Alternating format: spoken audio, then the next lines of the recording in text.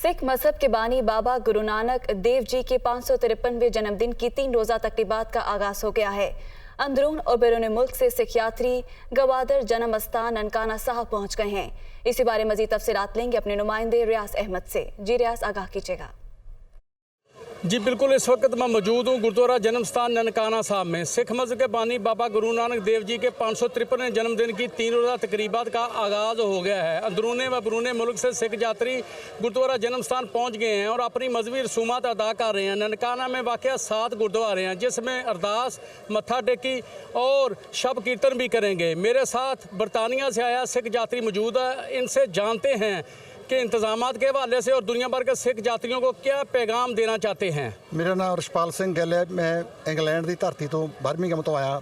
इतने आन के देखा हमने कि बहुत अच्छे ही इंतजाम है, बहुत ही अच्छे लोग हैं, बहुत ही अच्छी रहायश है। सभी वो मैं पैगाम भेजता हूँ कि सभी इधर आए और आग मत्था टेके और बाबा नानक के जन्मदिन के स्थान से खुशियाँ प्राप्त करें। वाहिगुरू खालसा वाहिगुरू फतेह। जी, आपने सुना है सिख रहनुमा का कहना है कि इंतजामात के हवाले से बात की जाए तो हुकूमत पाकिस्तान ने बेहतरीन इंतजामात किए गए हैं। जी